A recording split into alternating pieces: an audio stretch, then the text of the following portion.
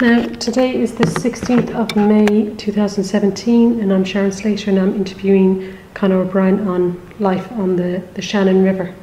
So, my first question would be, how long have your family been associated with this area? Where we live here, the farm is called Churchfield, and it's a long, narrow farm that runs along the estuary. Going back in the title deeds, the farm was in the name of the O'Briens from around the mid 1700s. No, stop. Sorry. So from around the mid 1700s, and it's been in the family since. I was born here. My father was actually born in Cork, but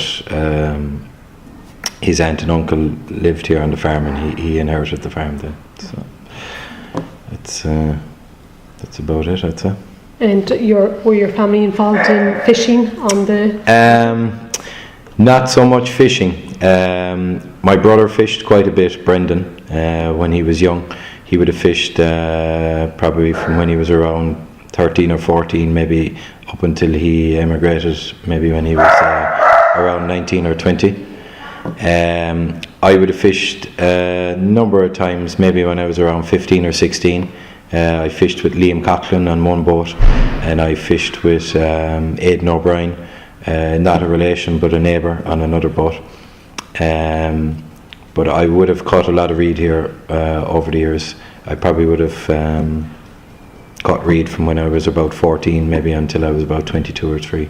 So, and most of that reed cutting I did with Aidan O'Brien, who's my next door neighbour. And the reed cutting, where would that take place? So off our own farm, there is a stretch of reed ground called the Ladder. It's known as, and that backs onto our own farm. So we would have cut there, and then we would also have cut at the end of our farm. There's a section called a spur. A spur is the name of the place where the reed grows, or the reed bed. There's a spur there called Cooper Hill, and it's belonged to Irish Cement. So we would have cut there. As the season would progress, then you'd move kind of maybe a bit further away to get the reed. So you might end up in Turvu, which was also owned by Irish Cement, or else you might go west, basically down the river, which would be down to Bunratty, down around that side on the Clare side. So they're kind of the main areas. We used to bring, if the reed was near to home, we used to bring the reed into our own kind of there's a little place there to bring in the boats, what we call the boat bed, but what some other people around here call the orchard. I don't know, in my family it was always called the boat bed, but I know the fishermen around the area call it the orchard, or more so, yeah, some of the fishermen, yeah. So. And what was the season for the reed cutting? Basically, the first you'd need a few frosts at the end of October, and you'd probably start realistically the best reed.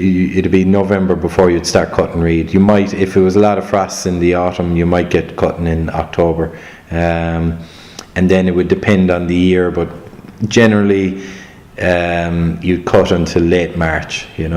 Some years you might cut into April if you had a big order or something, but most of the reed would have been cut anyway by March, and you'd be only kind of scratching around trying to find a bit extra, And who would buy the reeds? So I guess Aidan and myself, when we used to cut together, Aidan used to sell his portion to the thatchers direct a lot of the time.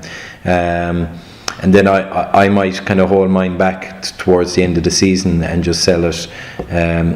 Aidan used to have a lot of contacts just up and down the country, more homeowners, and they would ring him every maybe 10 years looking for a big order of reed to maybe redo their house, or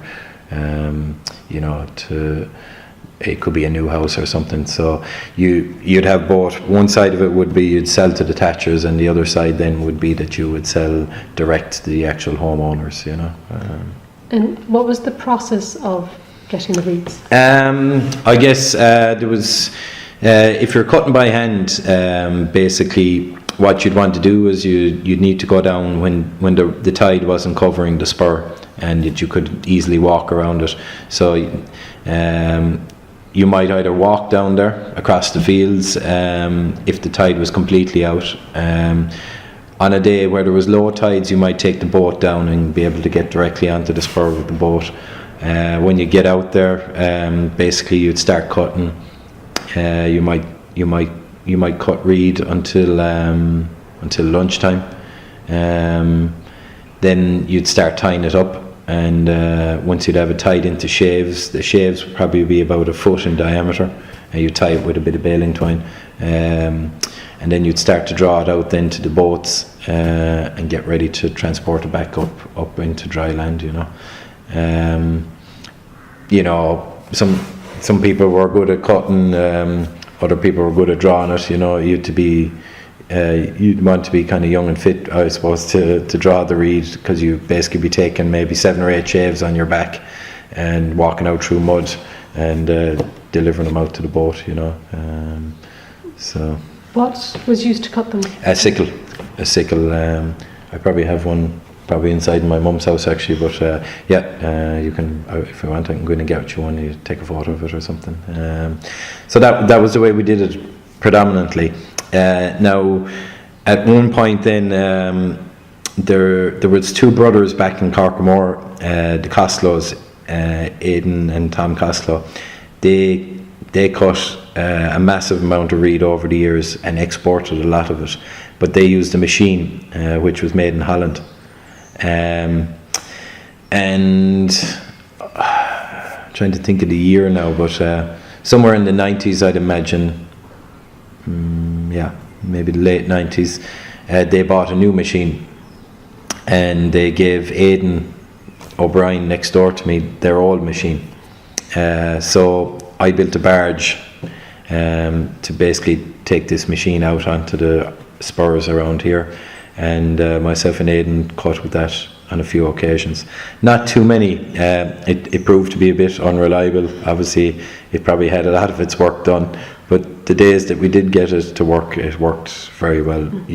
If you cut for 40 minutes, you spend the rest of the day tying up and drawing away from it. It was a brilliant machine when it was working. So. Were you involved in thatching at all? No. There's one local thatcher here, Tommy Roberts. He just lives over the fields there, and Aidan O'Brien sold a lot of his reed to a thatcher called Patsy. I can't think of his second name now, but I could find it out for you. Can't think of his second name. Patsy something or other. He was from back. I think he was from back around Kappa or Adair or somewhere around that direction. Patsy Noonan was his name. Patsy Noonan. So that was kind of. You would probably talk to other people, but to find out, there was the sallies that they used basically for holding the reed on to the roofs. We didn't cut any of them around here. I think West Limerick is where a lot of them were cut, but if you talk to Tommy Roberts, he'd tell you exactly, because he buys them to this day. So. And what did you have any special clothing that you would wear going out? Like you'd have to wear waterproof pants and wellies, but the nature of the work meant that you wouldn't really have too many layers on, because it was you'd sweat a lot, you wouldn't be fit for much in the evening, it was there was no need to go to the gym after a day down there. Some people used to wrap their legs in fertilizer bags, because when you'd cut the reed, you'd cut it at about knee height, or maybe kind of between your knee and your waist, and so the leftover reed, the stub or whatever, the stubble would actually rip your waterproof pants quite easy. So some of the older guys used to wear fertilizer bags tied in twine. It was probably a bit more effective, but Yeah, basically a pair of wellies, like the spur that you'd be working on. So long as there wasn't a high tide, you could work. You know, you could walk around it quite well. You know, the underfoot conditions weren't bad at all. Now there'd be the odd drain and stuff that you'd have to hop over and things like that, and maybe the odd soft patch, but you could manage to walk around there quite good. You know. How many different people would be working it? We used to work in twos, you know. Sometimes there might be three if Aidan had a son or someone else working with him, you know. We might go down there with 3 people. And we'd always kind of work with 2 boats together. They'd be tied side by side, tied parallel, because it was a better way to build a load of reed. And typically with 2 of the fishing gandelos that we would have here, you'd load about 300 shaves onto the 2 boats tied together. It was, you know, it was something that you had to be quite skilled in loading the boats, because if you had them, if you loaded the boats slightly off level, you can imagine a boat is level like that and the water comes up the sides. Now if you loaded this boat off level, the water can actually come in over the side if the river was a bit rough that evening when you'd be bringing in the reed, or you know, we did experience that from time to time. You'd also have to be careful when the ships would be passing you. The ships, when they're fully loaded, they create a sizable wash off the back of them, and you know, it's basically like a big wave or a series of waves. So you'd always have to be careful once you'd see a ship coming. Now, you know, 90% of the pilots were very accommodating. Once they would see you with a load of reed, they'd always cut back the revs on the ship and just kind of glide past you, you know. But that wasn't always the case, you know. Yeah, we had 1 or 2. Are you still cutting it today? No, I'd say the last time I cut reed was when I was in college, and then I left. I emigrated for a number of years, and I suppose you know, it suited me when I was in college and school, you know. I'm not sure about using Aidan's name, you know, because he may have been, you know what I mean. So like, a lot of the people cutting reed would have stopped in the last few years, and maybe a lot of people cutting reed, you know, would have been subsidising the fact that they weren't working at the time as well, you know. I think if you went through some of the RTE archive footage, you'll see that they've interviewed people down there. I think Nationwide interviewed Liam Coughlin there a few years ago, but if you might have noticed in the background, you know, other people didn't show their face, you know, so so that would be a case. But in general, there isn't as many people. So when we were cutting reed, there would have been a lot of, what would I say, you'd have had to kind of fight for your reed a small bit, you know. You'd have to be down there, Cooper Hill was always the best spur, and you'd always have to get down there early and try and cut it before the people from Coona might come across the river and cut on your patch, you know. But I don't think that kind of exists anymore, because there isn't that many guys cutting reed anymore. There's plenty to go. There's plenty of reed there for the number of people that are cutting it. I'd imagine there's a number of reasons for it. Towards the end of when I was cutting, there was a reed coming in from Turkey, I think, at the time, and I'd imagine maybe there isn't as many thatched houses around either, you know, around the country. Like a lot of the thatched houses are there now are probably more tourist orientated than actual dwelling houses. I know that from talk, when I built this house here, I considered it. One of the main reasons I didn't do it, I think, was to do with insurance, you know. And it's also like it's a beautiful roof when it's done, but then, you know, it deteriorates over time, and it's, you know, it's a maintenance cost going forward, you know. So but the insurance would be the biggest stopper, you know.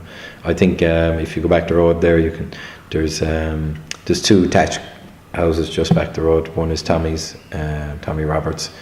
He's a thatcher himself, and that's a new house.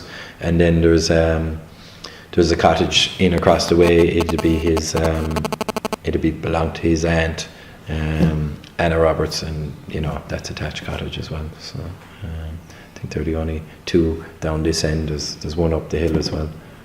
And when would you be cutting the reed? Was it daytime or nighttime? Oh, daytime, yeah. Yeah, you go down there, like at that time of the year, the days were quite short. So, maybe 8 to 6 would be a kind of a general time for cutting reed. Sometimes you'd be coming in the evening and you might be waiting for the tide to come up so that the boats could float, and you bring the reed into the jetty or whatever, or into the Munger Quay was another place we used to bring it in. And that had its own problems too, because people were often concerned for your safety, it was before mobile phones a bit too, so yeah, that was probably a bit of an issue at the time, but luckily we never had too major. Yeah, I would have spent a minute or two under the water one night down there, right? We were loading the reed machine on the barge, and there was obviously no brakes on it, but the barge was at a slight bit of a tilt because the water hadn't come up fully. And when I loaded up the machine anyway, I reversed it onto the barge and it kept going, and the two of us ended up inside in the river, and he was kind of on top of me. So, but yeah, luckily I got out of that one, but it was a cold spin home in the boat. And can you swim? I can swim, yeah, I can swim. But we never wore life jackets down there, no. Just the way it was, I suppose, but not many of the people I worked with down there or was in a boat with could swim, yeah. Whatever the reason, I'm not sure, but yeah. And were there many other accidents? There wouldn't have been. There was one night, all right, where we got caught badly in a wash of a boat, and we had to run the boats aground because they'd taken on too much water. But we were able to run them in aground. We were near the shore, and then we just bailed out the water that was in the boats, and then went back on, carried on our journey. But there was never a time there that I was, I suppose the time underneath the machine, yeah, it was a shock of the cold water, I think, but we recovered the machine the next day when the tide went down, and it sailed again. So I don't think I ever really feared for my safety down there. No. And then your boats, where did you get your boats? So basically Aidan owned the two boats, and they were two fishing boats, they were used for fishing in the summertime and reed in the winter, and that was kind of the general thing. There's a local boat builder here that lives up on top of Newtown Hill, Peter Burns. He would have built a lot of the boats in this area, so. And it would have been the same style boat? Yeah, they're all quite similar. Can I just take this 1 second? Hello? And who owned the reed beds?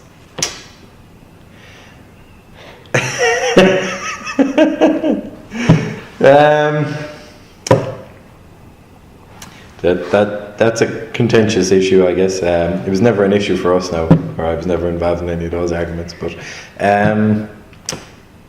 the ladder, it's off our land, I suppose. We would kind of claim it, so to speak. It wasn't a great spur anyway, so there was never too much competition for cutting reed down there. I think since I stopped cutting there, I don't know.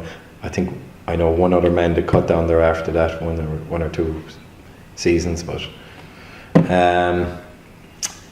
because a lot of the reed beds around us were owned by Irish Cement, they never were bothered with them, whereas if you keep going back to the mouth of the Mag, there's a reed bed back there called Carrickclare, and that's owned by Anne O'Brien now, but it was owned by her husband until he died, and he would have always sold the reed off of that to the Costlows in Corkmore. They would have paid to come down and cut it. So you know, in that sense, I guess, you know, the person who owned the land beside it. I know that across the river, you know, I think there was Ryan's were their name, on the Clare side of the river across from us. They had their own reed beds, and they used to have a machine and cut it, and you know, no one ever went in there and cut it because it was just taken that it was theirs, you know. So I guess whoever owned the adjoining land realistically would have owned the reed bed. But again, you know, there was large portions of reed around the river that, you know, no one ever really minded if you came in and cut it there, you know. So yeah, including the reed off our land, the reed off of Irish Cement's land, the reed up around Bunratty, it didn't seem to be claimed, you know, or no one ever was stopped going in there to cut it, you know. How far up and down the river did the reed grow? You know, you're talking about from the Mag up to right up to Bunlicky, I suppose. I don't know if you know where that is, but it's do you know where the metal bridge is on the dock road there? Yeah, kind of up to about as far as there, you know, from the mouth of the Mag, which is it's kind of opposite Bunratty, you know, down that end, and like it grows up along there's some nice reed beds up along the River Mag as well, and you know, the Costlows used to always cut them, you know, so, and they were off of their own land as well. So what did the ground have to be like for the reeds to grow? It was always good, solid ground, but it was covered by the tide. Now, it may not necessarily be covered by so basically every 12 hours, you know, you have high water. Now, I could probably pull out a tide book there, but like in this region, the tides range from about, you know, 5.5 meters maybe to about 7.5 or 7 meters. Anything above kind of 6 meters would usually cover the spur, you know, or you'd have water on the spur. You might be able to walk around it, but you know, 6.5, you wouldn't be able to walk across the spur, you know. So what I would say is, you know, for 80% of their time, the reed beds are dry, and you know, for 20% of their time, they're probably covered in water. And it's that high proportion of water plus the fact that they're dry enough to, you know, they're made of soil, like, you know, it's mud which is dried out into a soil, you know.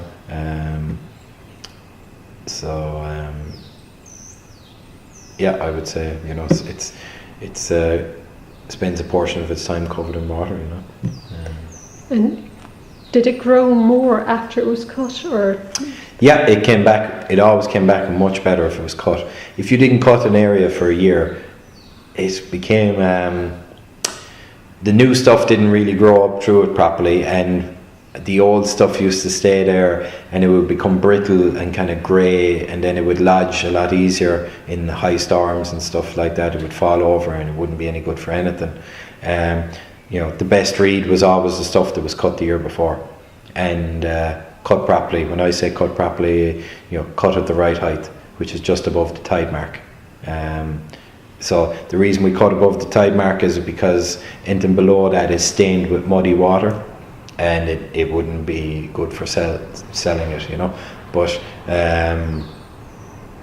if you cut it too high, so some people used to cut it up around their waist so they wouldn't have to bend over, the reed becomes quite strong and coarse. Whereas if you cut it at the right height, it's nice and fine reed. And but then again, some thatchers liked it coarse, more thatchers liked it fine. If you were doing a nice ridging detail on a house, you'd want the reed fine. If you wanted to just you know, thatch the whole side of your house, you wanted good big coarse reed, I suppose, because it took less reed to actually fill up the area, you know. So there was a mixture wanted, and you know, thatchers, when we were cutting, I guess we'd always keep a bit of fine reed separate, maybe from the coarse reed, because different people would require different stuff, you know. So. Do you remember when you first went out to do it? Yeah, I'd say I was about 14. I went down to the ladder, which is just off our own land, and I cut 25 shaves. Yeah, the first day. Good going. And I went with two other local fellas who were about my own age. One was Ian O'Leary and the other was Conor O Brien. I think we cut for 3 days that time together, the three of us, and I think that was as much we did the first year. And I kind of progressed on then, and from then on I kind of worked with Aidan O'Brien the following year. So yeah. Were you taught how to do it, or did you? Yeah, Aidan would have taught me how to cut. Yeah, and there is a skill in cutting, like, because someone like him, you know, he had a very slow kind of, I wouldn't say slow, but he had a very steady motion, and he had nice swinging motion, and he'd take about 5 cuts of the sickle, and that would give him a handful, and then maybe 5 or 6 handfuls would give him a shave, you know. So maybe 30 or 35 cuts, swings of the hook would give him a shave.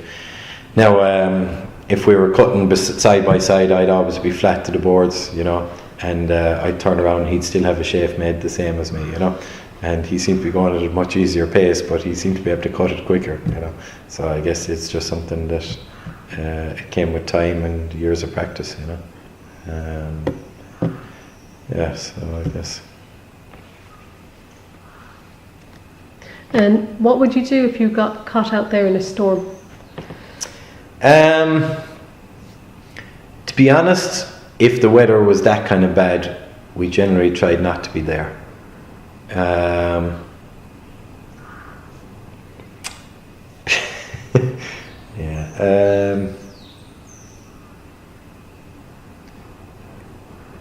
Yeah, there would have been one evening where I would have went down to bring in some reed off of the reed bed. You see, you might go cutting today, okay, and high water might be in the middle of the day. So you'd go down in the morning and you'd cut all day. The tide would rise at 12 o'clock and fall, and it wouldn't make any difference to you. You'd keep cutting all day, and in the evening you'd have your pile of reed. Maybe if there was 2 of you cutting, there'd be 200 shaves there ready to go that evening. Now, the tide has gone out, so you can't actually move the reed. So I guess this one evening there was no high water until about maybe 9 p.m. and when we came up from cutting reed at 6 p.m. or whatever the normal time would be, we could see that there was a storm coming that night, and there would be a chance that your reed would get lifted and taken off down the river and you'd never see it again. So yeah, that night I suppose Aidan was unable to go down, and I got someone with me who would have had no experience of it whatsoever, and a friend of mine, and we went down and we loaded the reed and brought it in with a bit of difficulty, but yeah, I don't think the difficulty wasn't so much the weather, it was probably the fact that we loaded it in the dark and didn't do it properly, and but yeah, there was no drama, you know. And after you loaded it onto the 2 boats, how would you get the boats back upriver? Okay, so you'd have an engine on one of them. The 2 boats would be tied side by side. The engine would be on the back of one boat on the stern, and basically you'd make a bit of a room to stand at the back yourself, and then I don't know about how you'd describe it basically, but there'd be a big pile of reed, and one guy would sit on the top, kind of saying where to go, and the other guy would be on the engine outboard at the back. And then we had down here in front of the house, we had a kind of a big channel dug out, and you drive the boats in there, and once you get them in there, you could probably just leave them in the channel overnight and they'd be safe enough, or if you wanted, you can throw the reed out on the side. If you were well organised, you'd have had the tractor and trailer there, and you'd throw it directly from the boat into the trailer and take it up out of the boat bed, you know. Was there a particular way you had to stack it when it came back onto? Yeah, so we used to have to stack it standing up.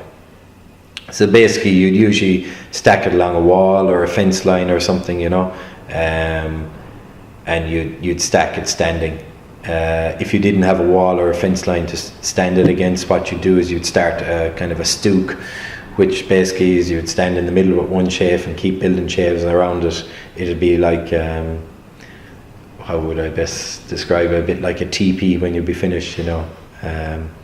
It would be wide at the bottom and narrow at the top, and there could be a couple hundred sheaves standing together on self-supporting, you know.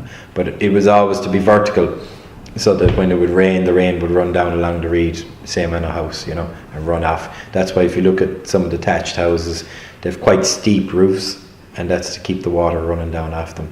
If you brought in your reed and you threw it on the ground flat and you didn't stack it, what would happen is it would start to rot. It would hold the water would sit in it, and it would start to rot, and it wouldn't be much good, you know. How long would it last before you had to sell it on? Generally, like if you cut it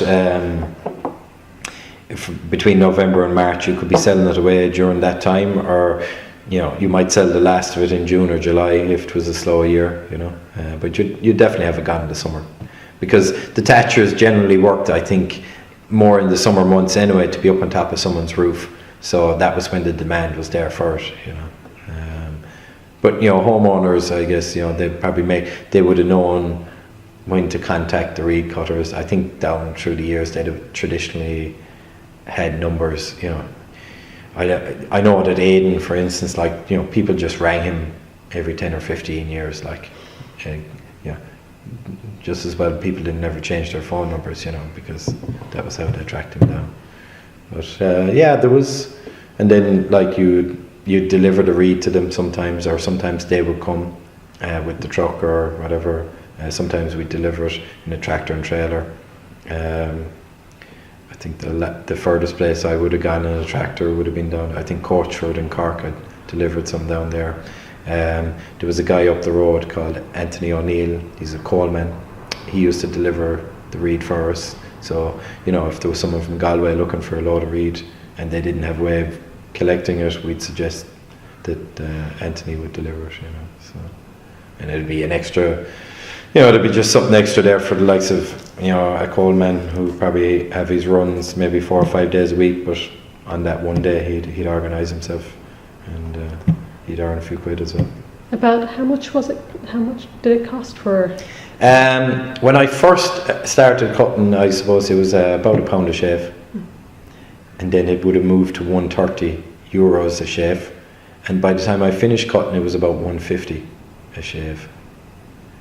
Now, I won't try and confuse you too much, but when I first started cutting, there was 25 shaves in 100. So I don't know why that was, but you know, on a good day you'd cut 400 a reed, but you'd only 100 shaves, but we used to call it 400, and it was £25 a 100. But as time kind of moved on, that's when I first started cutting. As time moved on, we kind of spoke more and more about it in shaves. I think when it moved from pounds to euros, people got so, they just called it how many shaves and how much a shave. But when I first started cutting, it was always, there was 25 shaves in 100, and it was £25 a 100. So, now, it was £25 a 100, but then there was a thatcher there, and you know, he would, I don't know, was he a small bit opportunistic, but he would buy it off the reed cutters during the winter time when there wouldn't be as much sale for it, at £15 a 100. But then the reed cutters, if they were ever selling it to him, they would always make the shaves a bit smaller, so it was a bit of a catch-22. So I used to never really sell to him. I always kind of held out for a big order at the end of the year. So, I think that's it. Unless you've got anything else to add? No, I don't think so. The reed, the fishing. The other thing I suppose we would have done, and it was more my brother and a neighbour, Patrick O'Brien, that was involved in it. But they used to take sheep out to the islands, so we used to farm quite a few sheep here at one time, and Dad would give my brother what he would call, the wild ones, the ones that we couldn't control on the farm. They'd be sent to the island, so there could be, there would have been maybe 15 ewes or maybe 20 ewes on the island at the peak, and they'd be on one island for the summer and on a different island then for the winter. Kind of the summer island was more exposed, but it was a lot grassier, and then the winter island was a bit kind of more sheltered. And we used to use the fishing boats to bring back in the lambs during the summertime, and they'd be sold. That was always quite adventurous. We would have had experiences where the lambs would jump overboard and start disappearing down along the river. So then we throw the sheepdog out after them. We tried that, but unfortunately, the sheepdog wouldn't have been used to rounding up sheep in the river.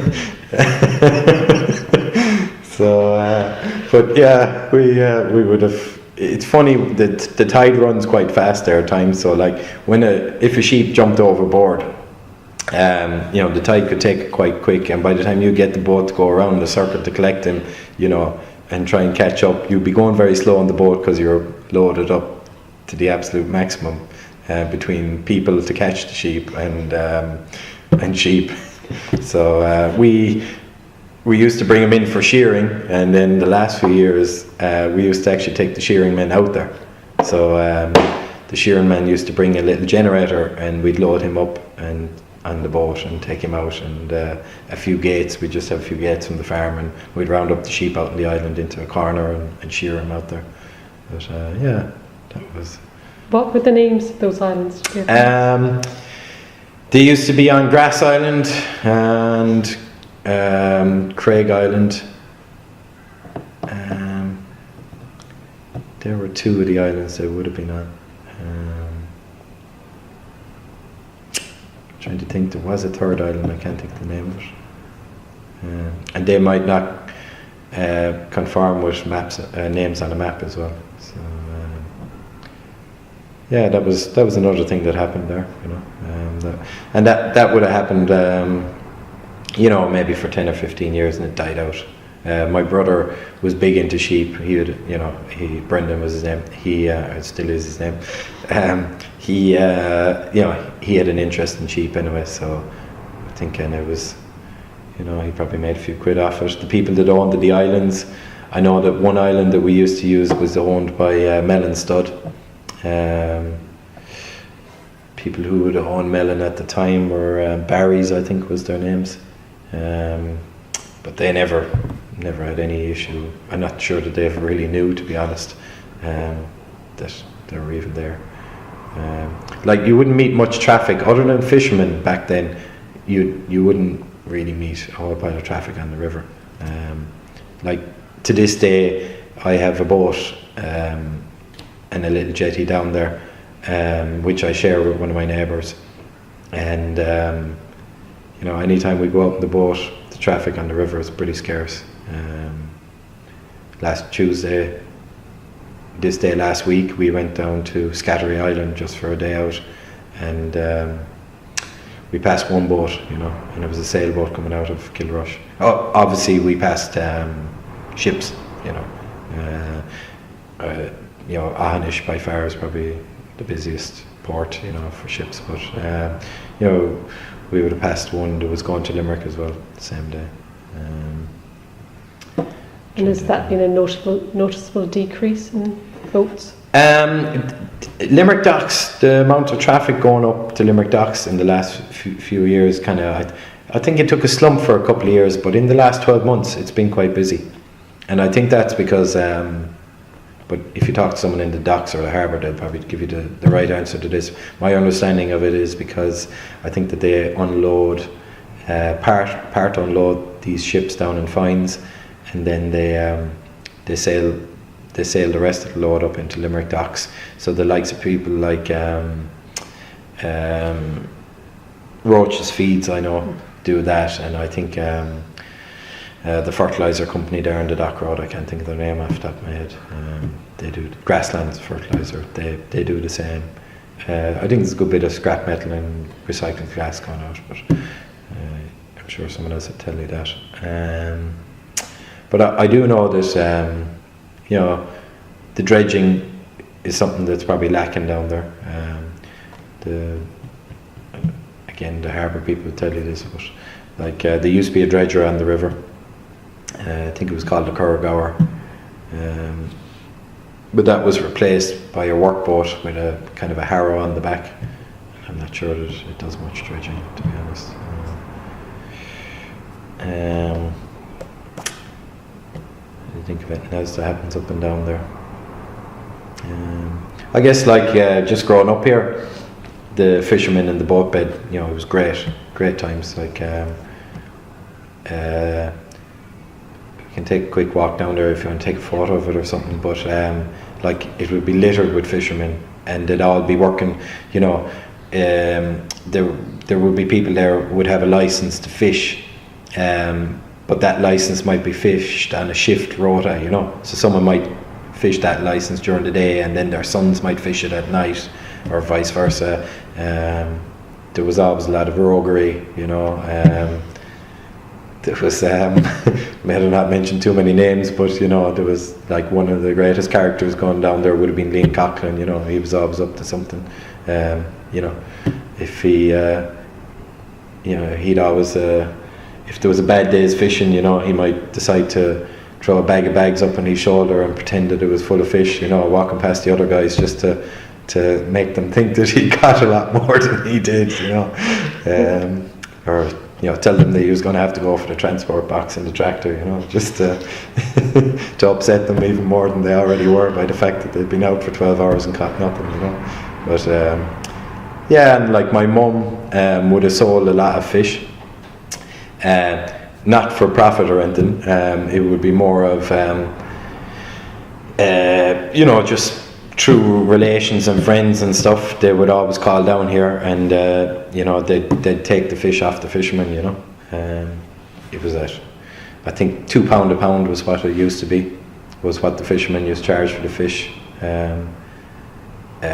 which was probably a bit more than what they got off of the likes of Rene Cusack. If they went into him, he wouldn't have given them the £2. He might have given them, I don't know what he was paying them, but maybe £1.50 or something.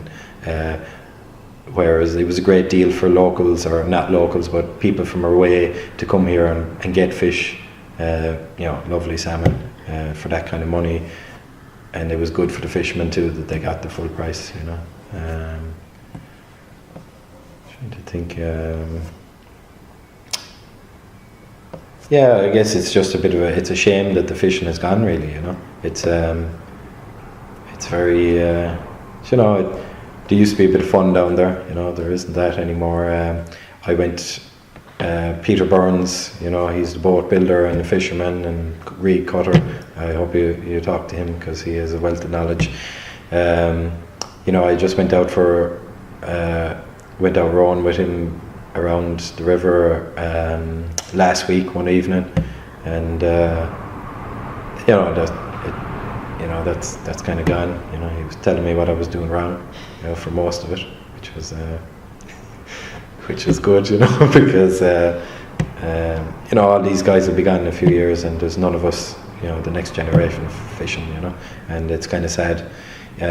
I think it should be brought back in some shape or form, whether it's based on quotas or shortened season, but we're probably at the point, if it goes another 10 or 20 years, it'll be lost how to do it even, and none of the younger generation will be able to fish. So I don't think that they ever caught a whole pile in the last few years down there, to be honest, but it was a real social thing. People took their holidays from work and went fishing down there,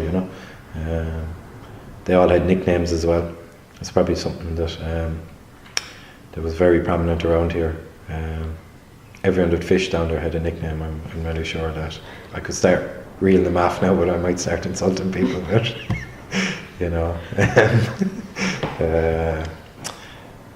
yeah. I'd say that's kind of a lot of it. Yeah, just the lack of, there's no facilities on the river as well, you know, that's a disappointing thing. We, you know, I don't know whether we should put this in or not, but like there's some pontoons down there, you know, and you know, that gives us access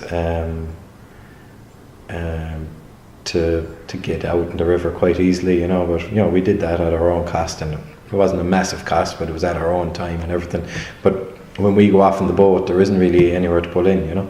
We go to Dirty Nelly's for a pint, but again, you know, you climb up the side of a grass bank. That might be suitable for me, but it's not suitable for everyone, you know. You can go up the River Mag and maybe go to the bucket. We go there for a bite to eat or something, you know. But again, there's no facility to pull in. If you go further down the river, you know, you can pull in at Fines. You know, the guys in the tugboats there are quite nice. You can tie up beside them or something and get in. But there's actually no. There's a club there, but you know, unless you know the code for the gate, you can't. There's no actual public place to pull up a boat there and walk in, you know, onto dry land. Yeah, it's a shame really, like, you know. I think when you go further down the river, we go down to Scattery. We've been to Scattery a lot, really like that, and it's a beautiful place. It's probably one of the, you know, go down there on a fine day, it's better than any place in the world, if you ask me. I can show you a photo there the other day, and it's pristine, and there's never anyone there hardly. Like if you go on down then to Carrigaholt, you know, these places are really nice. They have a place to pull up, you can get out and enjoy the local people, and they're out in boats because they have facilities. Kilbaha is lovely as well. You know, there are a few places we've been up and down the river, but it's a shame, like even to go into Limerick for us, a few years ago, you know, we used to go into Limerick in the boat, and we used to pull up opposite Clahacy's there. There was a set of steps there, and we used to pull up the boat there and go for a pint in the town, you know. But you can't do that now because they built a walkway there and didn't provide any facility for a boat to pull up, because the walkway now blocks the steps and blocks a place to tie up. And you know, I've nothing against the walkway; it was lovely. But if they're doing that, they should have provided a facility for the rest of us, you know. It mightn't be, the rest of us is probably very small, but you know, maybe if the facilities were there, more people would do something, you know. Yeah, it's just a shame. Like I can send you this, but just to give you an idea, last Tuesday morning,